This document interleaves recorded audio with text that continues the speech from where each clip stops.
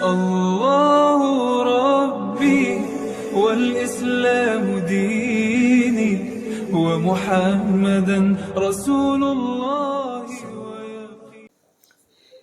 Assalamualaikum warahmatullahi wabarakatuh.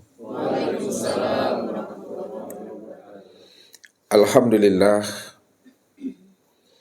Alhamdulillahilladzi nawwir qulubana binuri ma'rifati wal yakin wa adkhilna ma'al awliya'i wassolihin. Wassalatu wassalamu ala sayyidina Muhammadin nabi sayyidil mursalin wa ala alihi wa sahbihi rasulillahi ajma'in. Faqala Allahu ta'ala bil Qur'anil Karim, A'udzu billahi minasyaitonir rajim. Bismillahirrahmanirrahim.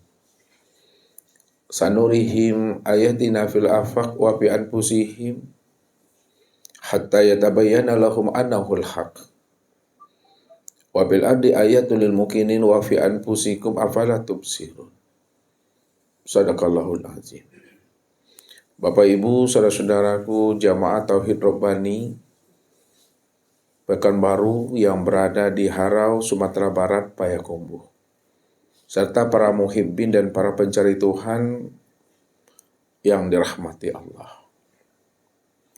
Bila mana seorang mukmin sebagai aulia ilah atau kekasih Allah ingin lepas dari pertanyaan alam kubur atau malaikat zabaniyah dan di akhirat tidak ada hisab bagi dirinya, maka janganlah datang kepada Allah itu membawa ibadah, membawa ilmu dan ma'rifat.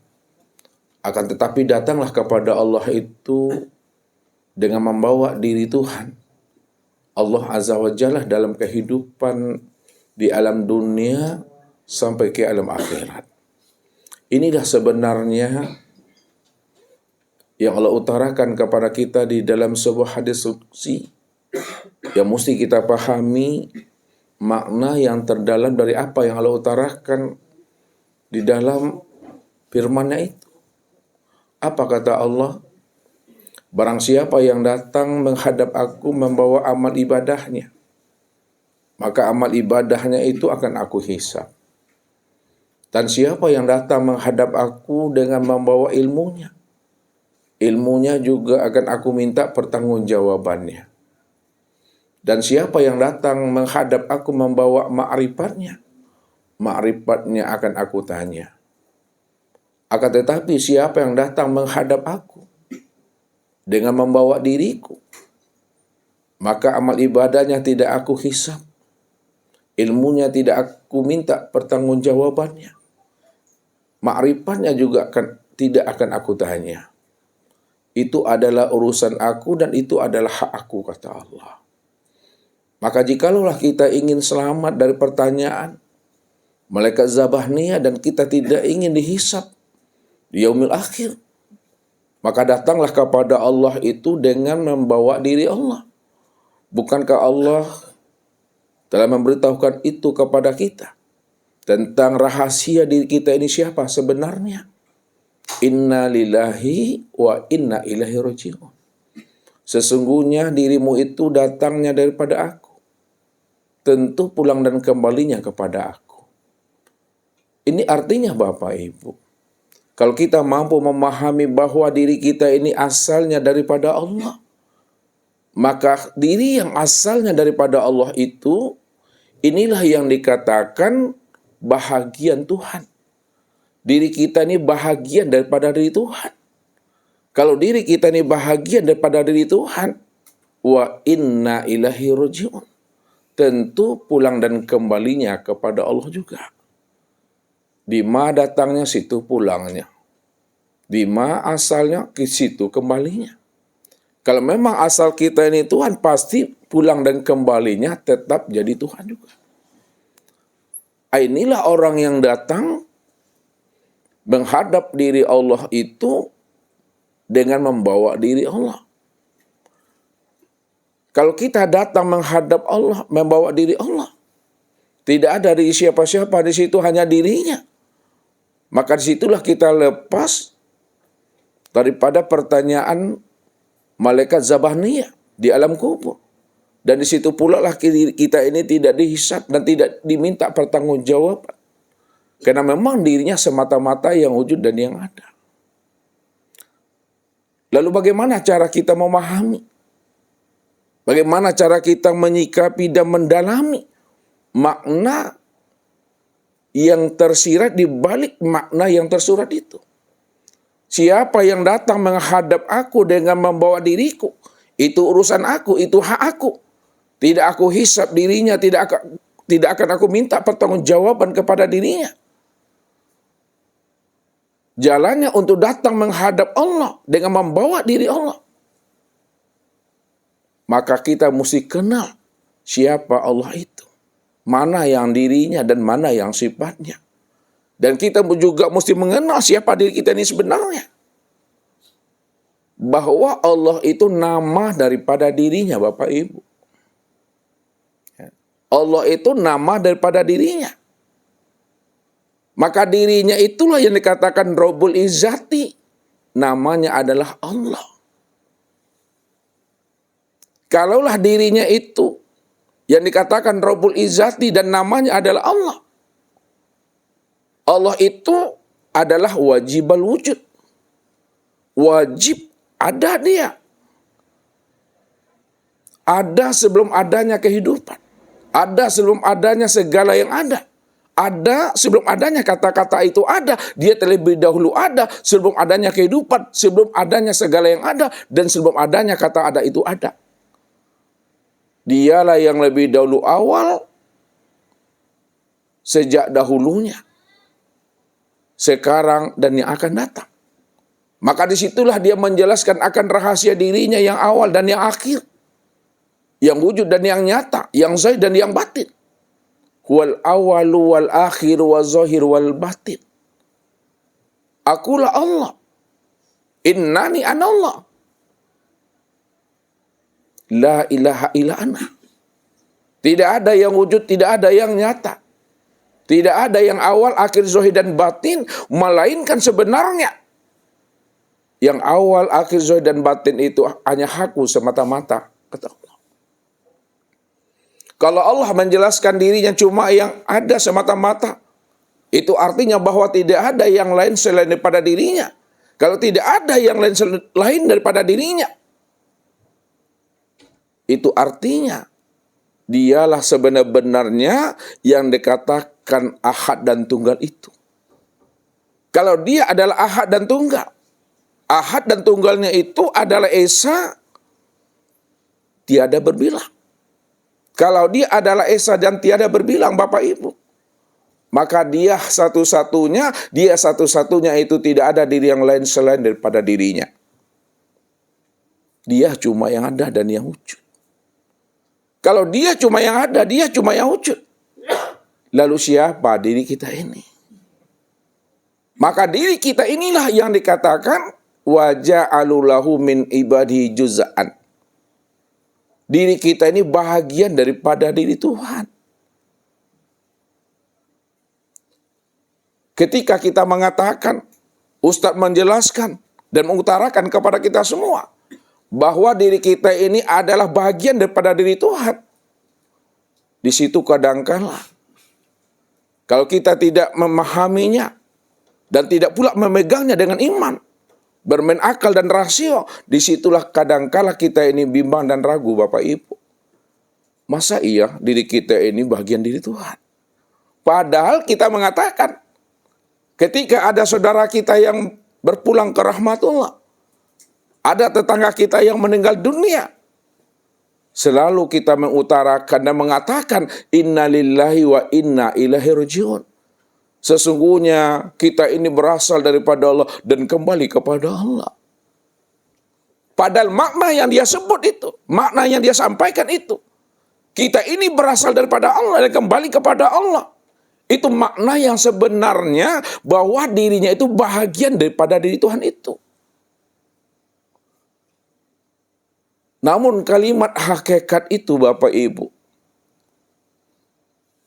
karena sudah lama dibungkus, ketika diutarakan kalimat yang makna yang sebenarnya bahagian daripada diri Tuhan Di situ kadangkala kita bimbang dan ragu. Tidak yakin kita siapa diri kita ini yang sebenar-benarnya. Padahal Allah cuma yang wujud satu-satunya. Kalau Allah yang wujud satu-satunya, maka segala bentuk dan rupa, segala wujud yang berbeda, nama yang bermacam-macam, itu sebenarnya bentuk lain daripada rupa wujud dirinya. Ini yang mesti kita imani dengan isbatul yakin. Kalau dia cuma yang wujud dan dia cuma yang ada, pasti kita tidak akan pernah menemui dan kita tidak akan pernah mendapati sesuatu yang lain selain daripada dirinya. Ustadz bawa Bapak Ibu ini berpikir, memahami secara logik dan rasional. Kalaulah di dalam sebuah keranjang Bapak Ibu, kita isi keranjang itu sepenuh-penuhnya dengan rambutan. Pertanyaan Ustadz, kalau keranjang itu diisi sepenuhnya dengan isi rambutan, bisakah Bapak Ibu menemui dan mendapatkan manggis di dalamnya itu? Bisa enggak Bapak Ibu? Kenapa Bapak Ibu tidak bisa menemui atau mendapatkan manggis di dalam keranjang itu? Ya, karena keranjang itu semuanya isinya adalah rambutan. Kalaulah keranjang itu semuanya isinya rambutan, tentu kita tidak akan pernah mendapati dan menemui manggis di dalam itu. Yang kita dapati itu adalah rambutannya. Ini rahasionya Bapak Ibu. Memahami secara kecerdasan rohani dan akal fikir. Kalau Allah sudah jelas menyatakan dirinya, la ilaha illallah, la haula wa la quwata illa billah, qul huwallahu ahad. Kalau memang dirinya yang wujud dan dirinya yang nyata, tidak ada diri yang lain selain daripada dirinya, hanya dia satu-satunya. Mungkinkah Bapak Ibu mampu menemui sesuatu selain Allah pada alam semesta ini? Mungkinkah Bapak Ibu mampu menemui sesuatu selain Allah pada alam semesta ini? Tidak mungkin Bapak Ibu. Kenapa tidak mungkin Dewi? Karena semuanya Allah, Ustaz. Karena semuanya Allah. Kalau semuanya adalah Allah, maka Allah itu menerangkan dirinya, ala innahu bikulli syai'in muhit. Ketahuilah kata Allah, kalau aku cuma yang wujud yang nyata, memenuhi sekalian langit dan bumi ini, sudah pasti kamu tidak akan pernah menemui yang lain selain daripada aku. Karena aku cuma yang ada. Maka sekalian alam semesta, seisi alam ini, karena aku cuma yang ada, maka seisi alam ini adalah bentuk lain daripada rupa diriku. Begitulah kita memahaminya. Betul-betul kita menyatakan akan keesaan Allah itu dengan selalu menyatakan la ilaha illallah. Makanya orang-orang arifin, orang-orang arif billah, orang-orang mukarrabin Bapak Ibu, apa yang mereka utarakan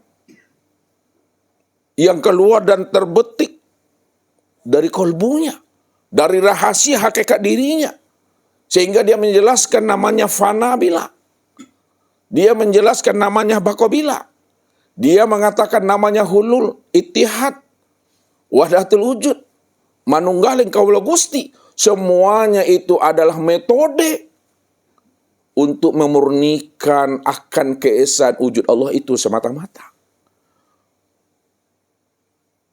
Begitulah cara mereka menjelaskan dengan bahasa hulul, dengan bahasa wahdatul wujud, dengan bahasa ittihad dan manunggaling kaula Gusti. Semuanya yang mereka sampaikan itu adalah metode atau metoda bagaimana mengesahkan Allah Subhanahu wa taala. Sehingga tidak terpandang diri yang lain selain daripada dirinya. Kalau kita tilik lebih dalam kalimat itu Bapak Ibu, Kalaulah memang Allah cuma yang esa, Allah cuma satu-satunya, untuk apa juga diesakan Allah itu? Untuk apa juga dimurnikan Allah itu? Kan memang dia cuma yang ada. Kita memurnikan dan mengesahkan Allah itu Bapak Ibu, setelah kita paham bahwa diri kita ini tidak wujud. Bahwa diri kita ini nggak pernah ada. Sebelum kita paham dan sebelum kita mengenal siapa diri kita ini yang sebenarnya, maka kita yang mengatakan diri kita ini wujud. Kita yang mengatakan diri kita ini ada. Ada melihat, ada mendengar, ada berkata, ada mengetahui, berkuasa, berkehendak, dan ada hidup. Ada bergerak dan diam. Namun setelah kita paham dan mengerti bahwa diri kita ini sebenarnya tidak pernah ada, diri yang la haula wa la quwata illa billah. Ketika kita sadar akan kesadaran diri Tuhan yang wujud, yang ada semata-mata, maka ketika itulah muncul suatu kalimat untuk memurnikan dan mengesahkan Allah. Sehingga tidak terpandang lagi wujud yang lain selain daripada dirinya. Maka pulangkan hak Allah itu. Kembalikan hak Allah itu. Serahkan hak Allah itu kembali. Kalau kita ingin menyerahkan hak Allah, ingin memulangkan hak Allah, mana hak Allah yang mesti kita serahkan dan kita kembalikan sebelum ajal ini datang? Makanya hak Allah itu adalah wujud. Wujud itu yang hak Allah. Wujud itulah dirinya. Kalaulah wujud itu hak Allah dan wujud itu dirinya, maka yang wujud itu hanya Tuhan. Hanya diri Allah. Kalau dirinya cuma yang wujud, diri yang cuma yang ada, maka dialah yang melihat, dialah yang mendengar. Dia yang berkata dan mengetahui. Dia yang berkuasa, berkehendak, dan hidup. Kalau kita sudah paham, Allah cuma yang wujud dan Allah cuma yang bersifat, maka kembalikan kepada Allah kembali. Serahkan itu kembali kepada Allah. Bagaimana bentuk penyerahan diri kita ini kepada Allah? Dalam sebuah etikot ke dalam hati kita ini yang mesti kita jazamkan. La maujud bil haqqi ilallah. Ya Allah, tidak ada yang wujud ya Allah pada alam dan pada diriku ini ya Allah, melainkan Engkau ya Allah yang wujud ya Allah semata-mata. La sami'an bil haqqi ilallah. Tidak ada yang mendengar ya Allah, melainkan sebenar-benar mendengar itu hanya Engkau ya Allah. Aku ni tiada ya Allah, aku ni tuli ya Allah. La basiran bil haqqi ilallah. Tidak ada yang sebenar-benar yang melihat ya Allah, melainkan yang sebenar-benar melihat itu hanya Engkau ya Allah. Aku ini adalah buta ya Allah. La mutakaliman bil haqqi ilallah. Tidak ada yang sebenar-benar berkata ya Allah, melainkan yang sebenar-benar berkata ya Allah hanya Engkau ya Allah. Begitu kita memulangkan hak Allah itu kepada Allah, itu artinya sadarilah sesadar-sadarnya bahwa Allah yang sebenar-benar wujud, Allah lah yang sebenar-benar bersifat. Dialah yang sebenar-benar melihat dan mendengar, berkata, mengetahui, berkuasa, berkehendak, dan hidup itu. Ketika kita telah menyerahkan itu kepada Allah, dalam bentuk itikad batin kita, dengan cara menjazamkan di dalam hati kita, dan melafazkan satu kalimat, La ilaha illallah. Itulah yang disebut namanya kalimat tauhid. Makanya lah itulah tauhid. Menyatakan dan mentiadakan. Tidak ada yang wujud, tidak ada yang bersifat, melainkan yang wujud dan bersifat itu illallah. Itu yang kita jazamkan selalu di dalam hati kita, yang selalu kita patrikan dalam rahasia hakikat diri kita. Makanya dalam penyampaian pemahaman kajinya, mengutarakan, membuka rahasia kalimah la ilaha illallah. Maka la ilaha illallah itu ada kalimah nafi dan ada kalimah isbat di dalamnya. La ilaha itu kalimah nafi, mentiadakan. Illallah itu kalimah isbat, menetapkan. Kalaulah kalimah la ilaha illallah kalimah nafi dan isbat Bapak Ibu, mana yang dinafikan dan mana pula yang diisbatkan? Yang dinafikan itu Bapak Ibu hanya dua pada diri ini. Yang dinafikan itu adalah tubuh dan ruh. Tubuh atau nyawa. Tidak ada tubuh, tidak ada ruh, dan tidak ada nyawa. Nafikan itu. Illallah. Baru diisbatkan. Yang ada bertubuh, yang ada bernyawa dan berruh itu hanya Engkau ya Allah. Disitulah kita paham dan mengerti bahwa tubuh dan nyawa inilah wujud nyatanya diri Allah itu. Dialah yang zahir dan dialah yang batin. Yang zahir itulah segala yang wujud. Yang zahir itulah segala yang nyata. Yang zahir itulah segala bentuk dan rupa. Segala yang bertubuh, itu maksudnya.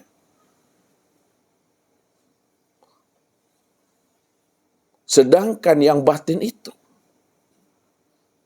itulah yang tersembunyi. Itulah yang tersirat. Melainkan dialah Bapak Ibu, yang zahir dan yang batin itu. Maka setelah kita nafikan, tidak ada tubuhku, tidak ada nyawa dan ruhku, melainkan hanya Engkau ya Allah. Memang tidak lagi terpandang, tidak lagi tertilik, dan tidak lagi terlihat. Kita ini wujud dan bersifat Bapak Ibu. Datang ajal menjemput kita. Maka ketika ajal datang menjemput kita, ruh melepaskan akan cangkangnya. Maka ketika itulah kembalinya Bapak Ibu, tidak lagi membawa diri kita sendiri, akan tetapi kita membawa diri Tuhan. Di mana letaknya membawa diri Tuhan? Ketika kita sadar bahwa diri kita ini tiada, maka kesempurnaan tiada itu adalah ada. Kalaulah kesempurnaan tiada itu adalah ada, maka yang sebenar ada itu hanya Dia. Kalau kita sudah menafikan bahwa diri kita ini adalah tuli, maka kesempurnaan tuli itu adalah mendengar. Yang mendengar itu hanya Dia. Kalau kita sudah menafikan bahwa diri kita ini adalah buta, maka kesempurnaan buta itu adalah melihat, dan yang melihat itu hanya Dia.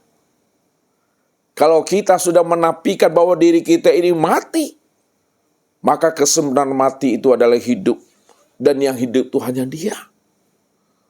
Disitulah maksudnya datangnya dari Allah, kembalinya tetap jadi Allah. Itulah orang yang datang membawa diri Tuhan. Maka tidak ada lagi pertanyaan malaikat kubur yang disebut namanya malaikat Zabaniyah. Tidak ada lagi hisab bagi dirinya, karena memang Allah yang wujud semata-mata. Kalau Dia yang wujud semata-mata, maka tidak ada hisab di sana. Tidak ada pertanggungjawaban di sana. Tidak ada namanya pertanyaan di sana. Kalau dibilang ada pertanggungjawaban, hisab dan pertanyaan, maka Dia yang menghisab akan dirinya sendiri. Tapi tidak mungkin Bapak Ibu secara akal dan rahasia Allah menghisab dirinya sendiri. Untuk apa Dia menghisab dirinya sendiri? Karena memang Dia cuma yang wujud dan yang ada. Maka kesempurnaan Bapak Ibu telah usul sampai kepada Allah. Jikalau kita tak terpandang lagi sesuatu yang lain selain daripada Allah, sempurna pada diri ini, maka disitulah kesempurnaan ma'rifat Bapak Ibu itu kala lisanahu. Tidak ada kata-kata. Tidak ada lagi suara, tidak ada lafaz. Kalau tidak ada kata-kata, suara dan lafaz, itu maknanya adalah diam. Jadi makna kala lisanahu itu, keluhnya lidah itu maknanya diam. Diamnya itu, ia sudah paham, sudah sadar. Memang dia cuma yang wujud dan yang ada. Inilah orang yang kembali membawa diri Tuhan itu. Disinilah rahasianya. Ulama bukakan ilmunya. Ulama jabarkan maknanya. Bagaimana cara kita kembali membawa diri Tuhan itu. Maka disebutlah namanya dengan fana billah.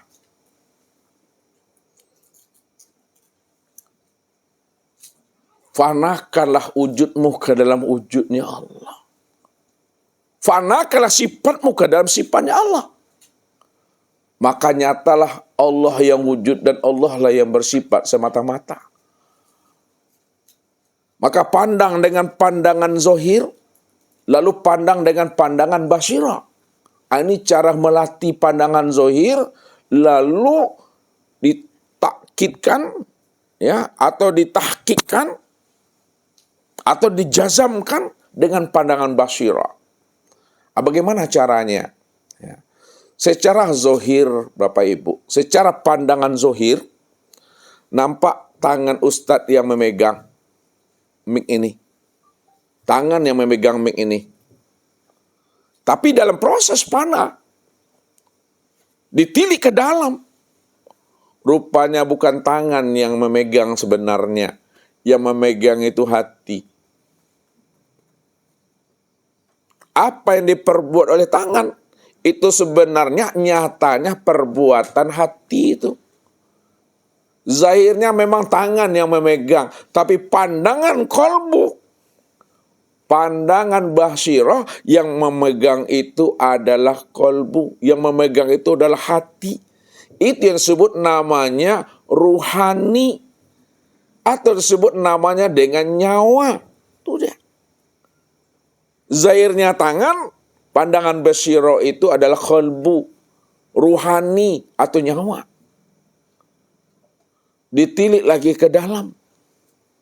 Rupanya bukan kolbu yang memegang, bukan hati yang memegang. Yang memegang itu adalah ruh. Ruh yang memegang. Karena yang dikatakan rohani, yang dikatakan nyawa, itu sebenarnya adalah ruh. Jadi apa yang diperbuat oleh hati, nyata pada tangan. Lalu tangan nyata melihat, nyata memegang mic. Pandangan basirah itu sebenarnya yang memegang itu adalah ruh sebenarnya. Ditilik lagi ke dalam. Bukan ruh yang memegang mic ini. Yang memegang mic itu adalah sir. Rahasia. Kalaulah yang memegang mic itu bukan ruh, akan tetapi sir, mana yang dikatakan sir itu? Yang dikatakan sir itu nyatanya sifatnya Allah pada insan ini. Mana nyatanya sifatnya Allah pada insan yang dikatakan sir? Itulah yang disebut namanya wujud, sama basar, kalam, ilmu, qudrat, iradat, dan hayat.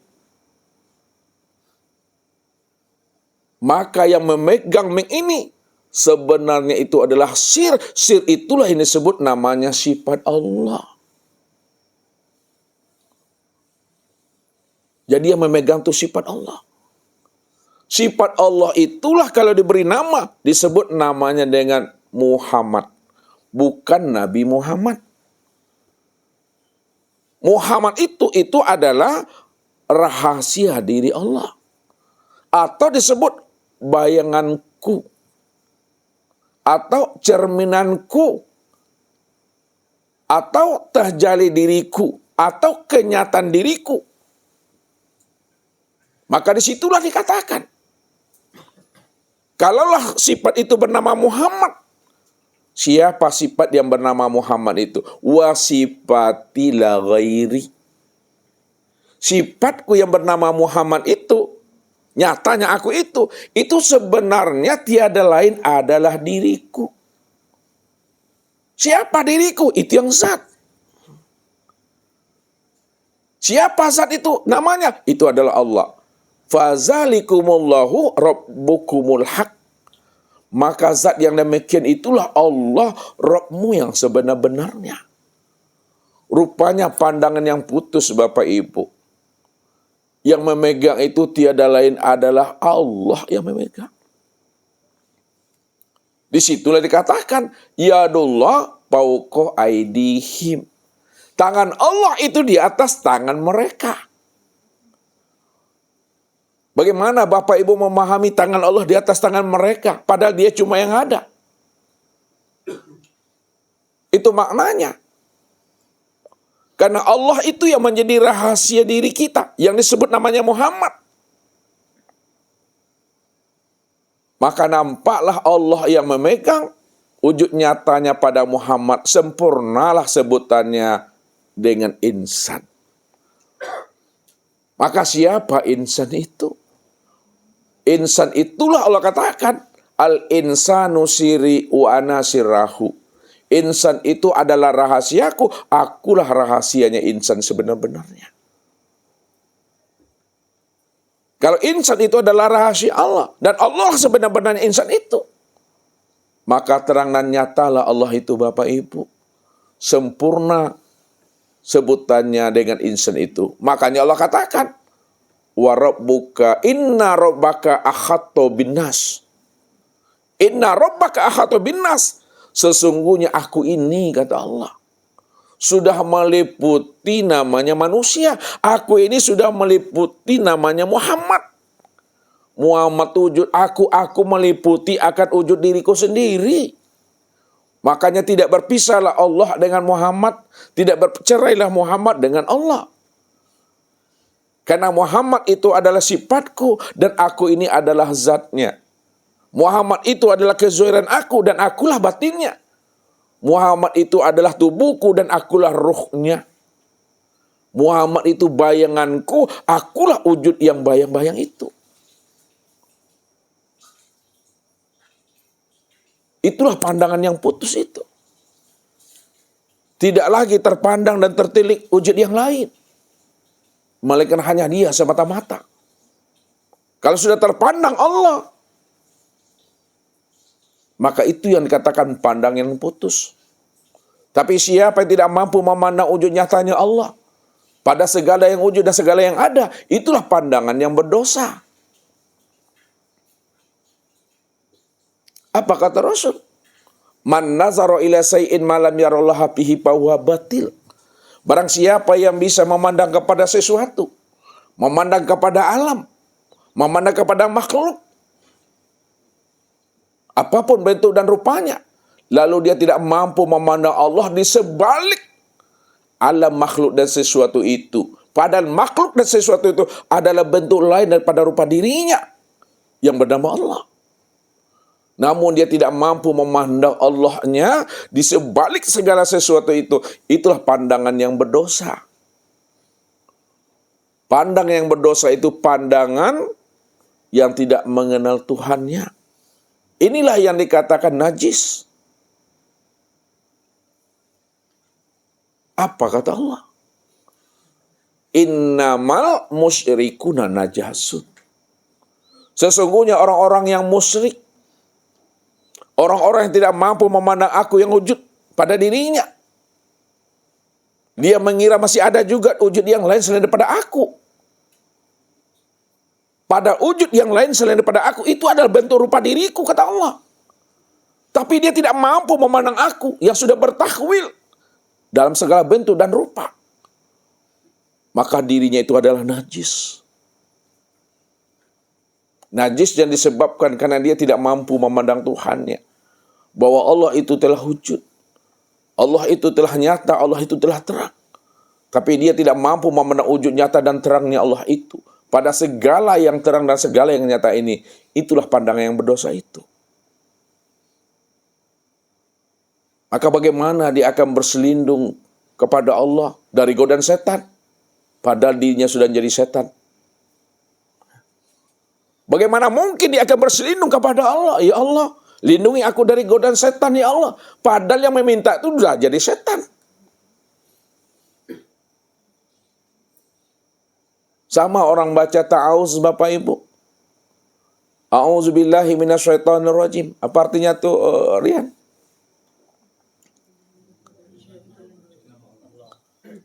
Dengan menyebut nama Allah, bismillah. Terpana aku. Ketika yang membaca itu tidak mengenal Allah yang wujud, tidak mengenal Allah yang sama, basar, kalam, ilmu, kuda, iradah, dan hayat, tidak mengenal Allah yang awal, akhir, zahir, dan batin. Bagaimanapun dia berselindung kepada Allah dari godaan setan, sebenarnya yang meminta perselindungan itu dia sudah jadi setan. Bagaimana Allah akan selamatkan dia? Karena dia sudah jadi setan. Makna bahasa yang ringan mudah dipahami. Ketika dirinya yang membaca itu, dia tidak mengenal siapa Tuhannya. Dia tidak mengenal akan Allah. Padahal Allah yang dia kenal itu sudah nyata pada dirinya. Tapi dia tidak kenal. Maka ketika itulah dia dikatakan namanya syaitan yang tidak mengenal akan Tuhan itu. Jadi jangan dipandang setan di luar diri. Pandang setan yang sudah wujud dan nyata pada diri jika dia tidak mengenal akan Tuhannya. Orang yang tidak makrifat, yang tidak mengenal Allah, maka dirinya itulah yang katakan namanya setan itu Bapak Ibu.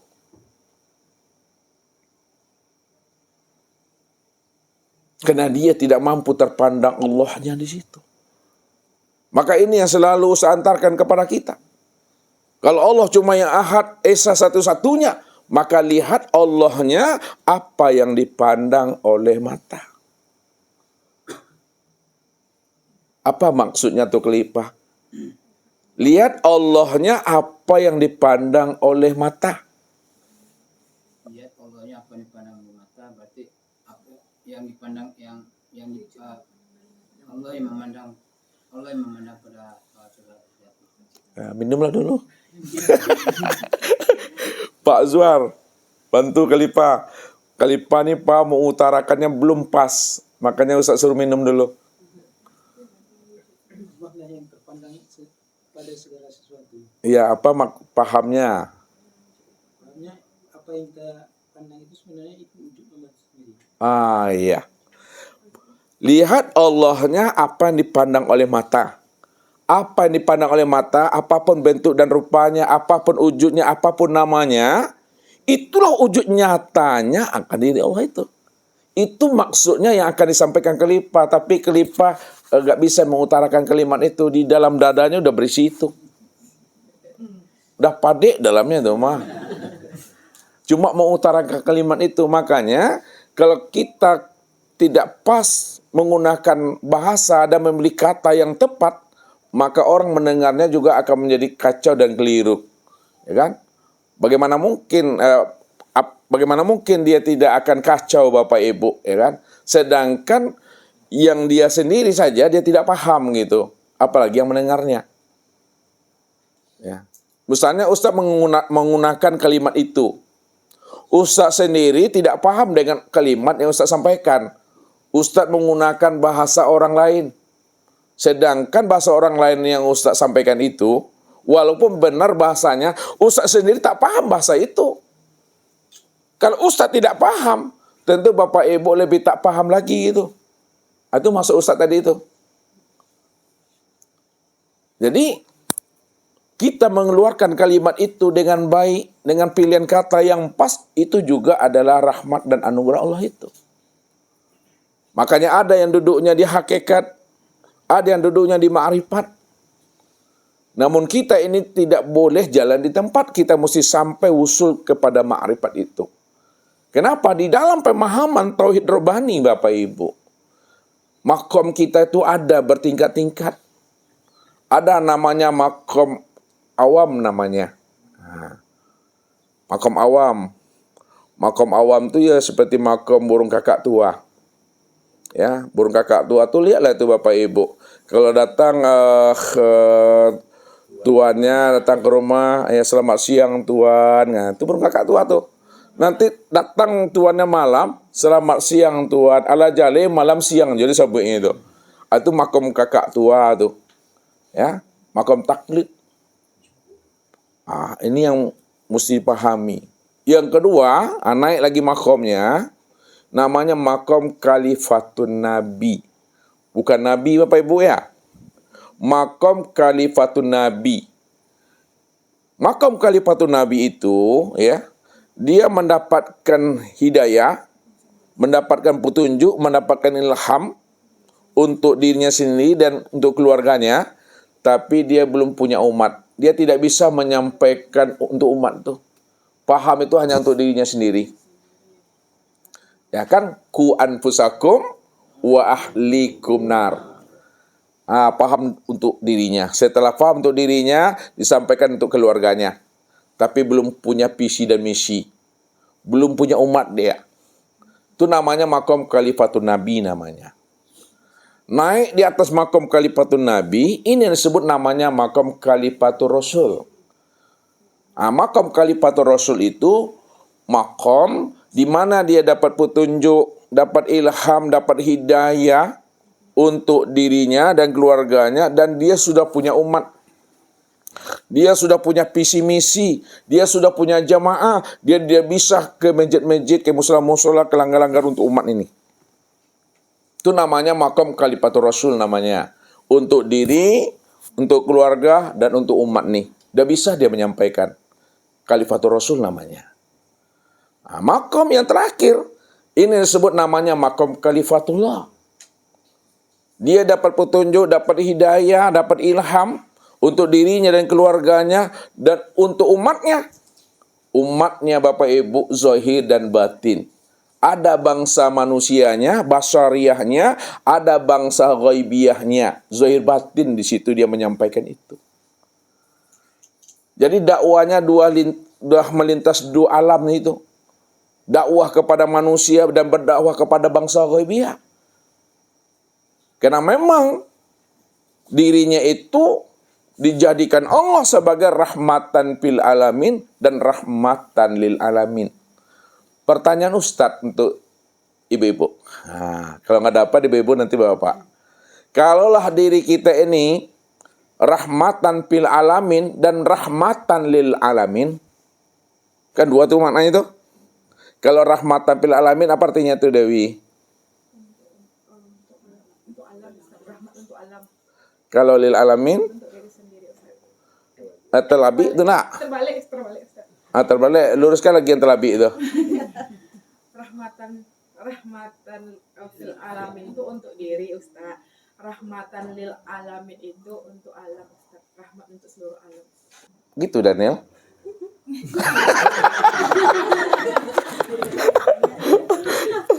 Ini belum naik ke atas lagi ini ya. Masih situ aja putar-putar baru tuh. Udah, biarlah Ustaz jawabnya. Karena kita mau cepat juga kan. Pulangnya kan besok juga kan. Jadi lihat, mana yang dikatakan rahmatan lil alamin dan mana pula yang dikatakan rahmatan bil alamin. Yang dikatakan rahmatan lil alamin itu adalah Nur Muhammad. Ya, laulaka ya Muhammad ma khalaqtul aflaq. Kalau bukan karena engkau hai Muhammad, tidak aku jadikanlah alam semesta ini. Maka adanya alam semesta ini itu karena Nur Muhammad. Maka disitulah dikatakan ketika Nabi ditanya oleh sahabatnya, mata nabiyan ya Rasulullah. Kapan engkau menjadi nabi ya Rasulullah? Apa jawaban beliau? Kuntu nabiyan wa adam baina ruh wal jasad. Ya. Aku ini sudah lebih dahulu menjadi nabi. Dari sisi rohani, dari sisi hakikat. Sedangkan Adam ketika itu baru antara ruh dengan jasad. Baru dalam proses. Yang kedua, apa jawaban beliau? Ja'alani fatihan wa khataman. Allah jadikan aku ini sebagai pembuka dan aku juga dijadikan sebagai penutup. Maknanya bahwa Allah jadikan diriku sebagai pembuka, Nur Muhammad itulah sebagai pembuka adanya alam semesta ini. Maka Nur Muhammad itu yang disebut namanya rahmatan lil alamin. Karena Nur Muhammad lah terjadinya alam semesta itu. Nur Muhammad itulah pembuka segala yang ada ini. Itu rahmatan lil alamin. Dan mana yang dikatakan rahmatan fil alamin? Itulah Nur Muhammad tadi yang sudah nyata pada diri Bapak Ibu yang disebut ruh. Ruh itulah yang menjadi rahmatan fil alamin. Kena ruhlah baru batang tubuh ini hidup. Kena ruhlah batang tubuh ini bisa melihat, mendengar, berkata, mengetahui, berkuasa, berkehendak, berjalan dan diam. Jadi ruh itu yang dikatakan fil alamin. Nur Muhammad itu yang rahmatan lil alamin. Apa Bapak Ibu tuh? Jadi rahmatan lil alamin itu Nur Muhammad. Rahmatan fil alamin itu ruh yang ada pada tubuh. Itu yang jadi rahmat di pada tubuh itu. Ini yang mesti dipahami. Kalau kita paham, ya, kita kembalikan lagi ke pertanyaan kepada jawaban paridohnya. Karena Nabi katakan apa? Kullu syai'in yarji'u ila as-solihi. Tiap-tiap sesuatu kembalikan dia kepada asalnya. Bagaimana cara kita memulangkan kepada asalnya? Asal ruh itu daripada Nur Muhammad tuh. Asal ruh itu daripada Nur Muhammad. Asal Nur Muhammad daripada Allah. Maka Allah lah sebenar-benarnya yang dikatakan rahmatan fil alamin dan rahmatan lil alamin. Karena dia cuma yang wujud semata-mata. Tak ada diri kita lagi di sana. Ini yang diri Tuhan itu. Makanya kalau kita sudah kenal akan rahasia diri Tuhan, sudah wujud nyata pada alam semesta dan sempurna wujud nyatanya pada alam semesta yang disebut namanya manusia. Al-insanu siri wa siri sifati wa sifati la ghairi. Insan itu adalah rahasiaku. Rahasiaku itu adalah sifatku, sifatku itu tiada lain adalah aku, kata Allah. Maka ketika itulah sebenarnya tak ada diri Bapak Ibu di sana lagi. Tidak terpandang lagi diri Bapak Ibu lagi di sana. Kalau tidak terpandang lagi diri Bapak Ibu di sana, maka tidak adalah namanya hisab di situ. Tidak adalah namanya pertanyaan lagi di sana. Karena memang yang dibawa itu hanyalah diri Allah. Maka kalau kita ada sampai pemahamannya kepada namanya Sidratul Muntaha, puncak kesadaran yang tertinggi, atau puncak kesadaran penghabisan, atau disebut namanya makam Tuhan, kala lisanahu, jangan disate juga lagi. Jangan dicancang juga kaji itu. Itu maksudnya. Jangan disate, jangan dicincang kaji itu maksudnya. Jangan dianalisa juga lagi. Jangan dipikirkan juga lagi. Jangan ditanyakan juga lagi. Jangan dibahas juga lagi. Kalau dibahas lagi, dicincang lagi, itulah namanya, berjumpalah namanya usus, jantung, rabu, gelemek, daging, tulang. Itu yang disate namanya itu. Apa makna yang sebenarnya dari kalam Ustadz ini? Kita sekarang berada di mana nih? Rau. Pertanyaan Ustadz sama ibu-ibu. Nih, kalau dapat sama ibu-ibu, kita pulang malam ini juga. Ya, pulang malam ini juga ya. Nggak tunggu pagi, kita malam ini pulang. Selesai cara kita pulang lagi. Pertanyaannya sama ibu-ibu, mana yang dikatakan arau itu ibu-ibu? Dewi lah dulu coba. Memang kalau ya memang orang matematik coba. Mana yang arau itu? Semuanya Ustaz. Semua mana nih? Yang gimana cara jelaskannya? Yang di luar ini Ustaz. Untuk arwah ini pergi kita keluar Ustaz, nampak arwah Ustaz. Kita pergi keluar, gitu. Maksudnya keluar kita dari ini nih Ustaz. Keluar dari mana nih? Maksudnya itu keluar dari arwah ini, nampak arwah itu Ustaz. Nampak arahnya yang mana? Yang arwah itu yang meliputi Ustaz, yang semuanya. Panding aku mah. Bisa selain Gina. Coba jawab. Mana yang arah itu Gina? Harau itu saat ini sudah tidak bisa disebut lagi Ustaz, karena kita sudah berada di harau itu sendiri. Kita udah berada, tapi tidak bisa ditunjuk dia. Tidak bisa ditunjuk. Oh ya. Berarti kan tidak bisa menjawabnya kan? Yang arah itu yang mana? Tidak bisa kan? Khalifah bisa menjawabnya. Ibu-ibu aja tidak bisa jawab, apalagi Khalifah sendiri.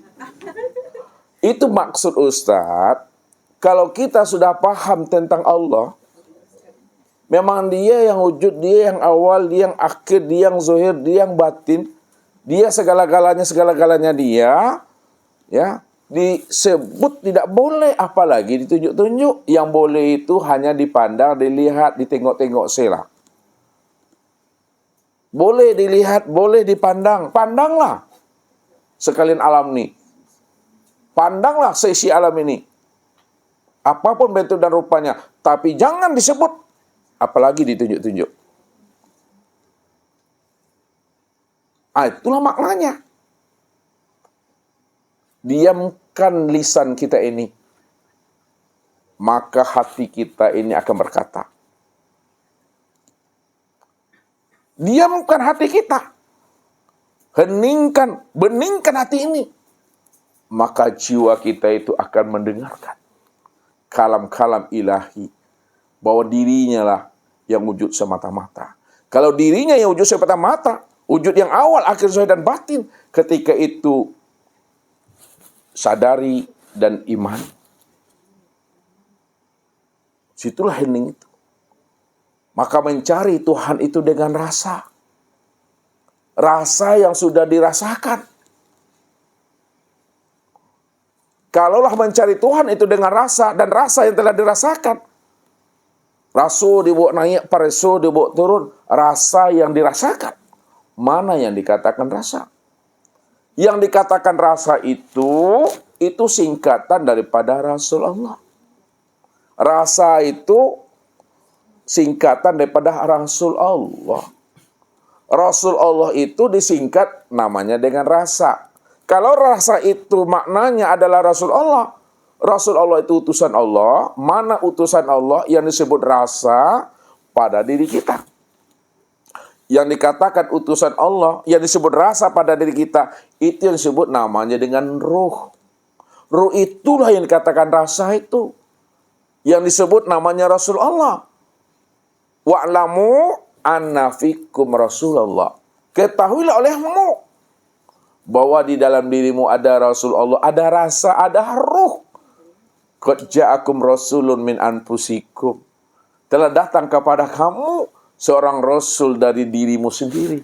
Itu adalah ruh. Ruh itu yang disebut namanya rasa. Kalau ruh itu dikatakan rasa, rasa apa yang ada pada ruh itu? Itu yang disebut rasa Tuhan. Mana rasa Tuhan itu sebenarnya? Itu yang hayat. Hayat itulah rasa Tuhan. Hidup itu yang disebut rasa Tuhan. Sama itu rasa Tuhan. Basar rasa Tuhan. Kalam rasa Tuhan.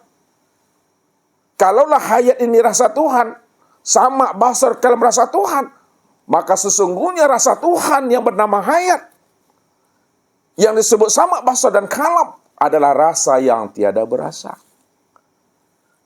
Baru kita bisa merasakan rasa Tuhan pada sama, basar, kalam, dan hayat, rasa yang tiada berasa, apabila kita benar-benar hening di dalam kebeningan. Heningkanlah batin ini. Heningkanlah jiwa itu. Ketika jiwa telah bening-bening dia, di dalam kebeningan jiwa itulah kita mampu merasakannya. Di mana mampu merasakannya? Niat, turun naik napas. Itu yang hidup tuh dia. Itu yang hayat itu. Inilah yang diajarkan. oleh orang-orang arifin lah. Kalau kamu ingin kenal Tuhan, ingin lihat Tuhan pada dirimu, duduk kamu di sini. Lalu heningkan akalmu, heningkan pikiranmu, heningkan hatimu, dan heningkan rasamu. Ketika akal dah hening, sudah diam, hati sudah diam dan hening, perasa sudah hening dan diam. Pada saat di dalam keheningan itu, disitulah kamu bisa merasakan aku, kata Tuhan. Naik turunnya napas melalui batang hidupmu, itu yang rasa aku tuh. Memandang kamu, itu yang rasa aku tuh, yang nama-namanya basar. Mendengar, itu yang rasa aku tuh, itu yang sebut namanya sama itu. Inilah yang sebut mencari Tuhan dengan rasa. Setelah dapat rasa Tuhan, rasakanlah rasa Tuhan itu di dalam keheningan rohani dan jiwa kita. Maka diistilahkanlah pemahamannya, cara menghantarkan kaji, rasu dibawa naik, paresu dibawa turun, rasu yang dirasukan. Rasa dibawa naik, paresu dibawa turun. Kalau preso itu bahasa Minang, bahasa Indonesia tuh. Memang menerjemahkan bahasa Minang ke bahasa Indonesia payah, karena memang cara makrifat memang bahasa Minang tu lah. Tapi Ustaz tak pandai bahasa Minang tu diterjemahkan bahasa Indonesia. Kalau Cerano dibawa bahasa Indonesianya apa kali Pak? Cerana. Tetap Cerano juga. Jadi kalau memang itu dah baku, tak bisa dibahasa Indonesiakan. Ya, ini Cerano. Ada Cerana tak bisa. Jadi rasu dibawa naik, paresu dibawa turun, rasu yang dirasui. Coba bantulah Daniel, ini orang Melayu nih. Coba bantu Ustaz terjemahkan bahasa itu ke dalam bahasa Indonesia.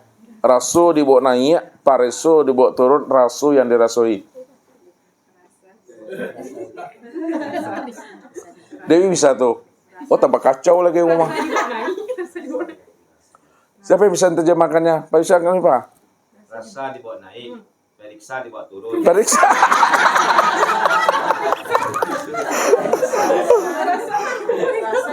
Bisa Pak Haji menerjemahkannya? Coba.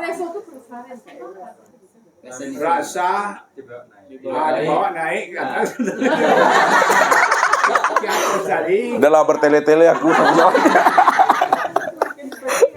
Begitu Bapak Ibu, kalau kaji ini kalau memang sudah dihantarkan dengan bahasa Minang, sulit Ustadz untuk bahasa Indonesiakannya. Memang Ustadz nggak pandai bahasa Indonesia, makanya dengan rasa memahaminya. Inilah bahasa daripada para ulama menjelaskan ma yakhruju baina syafatain ilal isyarati wal iktibar. Apa yang keluar dari dua bibir ini atau lisan ini hanya menunjukkan suatu isyarat saja. Maka pahamilah di balik makna daripada yang disampaikan itu. Pahami makna yang tersirat di balik kata-kata itu. Ya. Dia bisa dirasakan tapi sulit untuk menyebutkannya. Sama seperti si bisu dalam rasian. Bisu dalam rasian paham Pak Haji? Apa tuh ganggu semua? Bisu dalam rasian. Gina paham tuh bisu dalam rasian? Bisunya aja Kak Ustaz. Oh, tapi kalau Rian kenal? Ini bisu dalam rasian, bukan bisu dalam Rian. Bisu dalam rasian itu ya mimpi. Orang bisu dia mimpi Pak Haji. Dia kemana-mana kan. Kemudian dia tersadar. Lalu dia ingin menceritakan mimpinya sama ayahnya, ibunya, atau sama temannya. Bagaimana dia akan menceritakan itu sementara dia bisu? Begitulah memahami makna itu. Jadi menangkap kalimat itu dengan bahasa rohani, dengan bahasa rasa itu. Ini halusnya kaji. Kenapa? Memahami hakikat itu dengan kolbu, memahami syariat dengan akal fikir.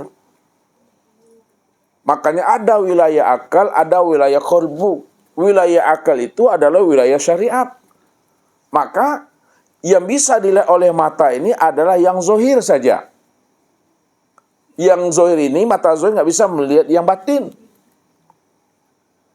Jadi mata zahir melihat yang zahir, mata batin melihat yang batin. Melihat Allah itu dengan mata zahir atau dengan mata batin? Dengan mata batin dulu. Setelah terlihat dengan mata batin, maka yang batin dizohirkan, yang zohir dibatinkan. Pandang hakikatnya zohir batin memang dialah itu. Itu mempatrikan kaji itu. Dengan rasa itu. Nah, setelah kita mendapatkan kesadaran Tuhan, memang Tuhan cuma yang wujud dan yang ada. Tak ada diri kita lagi di sana. Mati kita. Itulah orang yang membawa diri Tuhan. Itulah yang dikatakan orang yang selamat. Yang dikatakan inna lillahi wa inna ilaihi raji'un. Nah, inilah Bapak Ibu pada malam hari ini, ya, sedikit pemahaman ya Ustaz antarkan kepada kita. Maka yang sedikit ini jadikan lautan, sekempal jadikan bukit. Ambillah makna yang tersirat, yang terdalam di balik apa yang Ustaz sampaikan ini. Jangan kita bimbang dan jangan kita ragu. Karena memang mengenal Allah itu, ya, memang dengan rasa tadi yang sudah isbatul yakin di dalam rahasia hakikat diri kita itu. Pegang itu sampai kita mati. Pegang itu sampai datangnya ajal kita itu. Jangan bimbang dan jangan kita ragu itu. Nah, kalau kita tidak bimbang dan kita tidak ragu kita, maka kita sudah berada di dalam kandungan Rahman dan Rahim Allah itu. Ini yang Allah katakan. Walakinnallaha habbaba ilaikumul imana wa zayyanahu fi qulubikum. Akulah yang membuat hatimu itu cinta keimanan kepada aku. Dan aku pula lah menanamkan keimanan itu selalu hidup, tumbuh, berkembang di dalam rahasia hakikat dirimu. Disitulah kamu duduk di dalam rahasia diri aku, kata Tuhan. Siapa yang duduk dalam rahasia diri Tuhan, maka selamatlah ia dunia dan akhirat itu. Inilah yang dikatakan orang yang datang kepada Allah membawa diri Allah itu. Tidak ada lagi membawa akan dirinya. Namun sebagai penutupnya Bapak Ibu, jangan Bapak Ibu salah dalam memahami makna hadis ini. Ya, kalau kita salah memahami makna hadis ini, siapa yang datang kepada aku membawa amalnya, aku hisab amalnya. Siapa yang datang kepada aku membawa ilmunya, aku minta pertanggungjawabannya. Siapa yang datang kepadaku dengan makrifatnya juga akan aku tanya. Lalu salah kita memahaminya. Kalau begitu, tidak perlulah kita beramal lagi. Tak perlu kita nuntut ilmu lagi. Tak perlu kita lagi makrifat. Nah, jangan salah dalam memahami. Tetap kita beramal. Tetap kita ini berilmu. Tetap kita ini bermakrifat. Namun, walaupun kita beramal, beribadah kita, berilmu dan bermakrifat kita, jangan merasa kitanya kita yang bermakrifat, yang berilmu dan beribadah itu. Semuanya sudah kembali kepada Allah. Kalau sudah kembali kepada Allah, maka dialah yang bermakrifat. Dialah yang berilmu, dialah yang beramal itu sebenarnya tidak ada lagi siapa-siapa. Ini yang Allah maksudkan. Wal baqiyatus sholihatu khairun 'inda rabbika. Amal yang kekal. Amal soleh yang berkekalan itu. Itulah amal yang terbaik. Menurut aku, Tuhan. Kenapa amal yang berkekal, amal yang terbaik menurut aku? Karena akulah cuma yang ada semata-mata. Kalau aku cuma yang ada semata-mata, maka aku yang beramal, aku yang kekal yang sebenar-benarnya itu.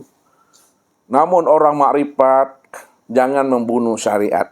Orang makrifat jangan mematikan syariat. Jadi tidak ada bahasa membunuh syariat, tidak ada bahasa mematikan syariat, dan tidak ada pula bahasa meninggalkan syariat. Ya, karena yang bersyariat itu dia, yang bertarekat itu dia, yang berhakikat dan bermakrifat itu adalah dia. Dialah sebenarnya yang bernama Allah itu. Huwallah la ilaha illahu. Dialah Allah, tidak ada ilah melainkan hanya dialah Allah yang semata-mata.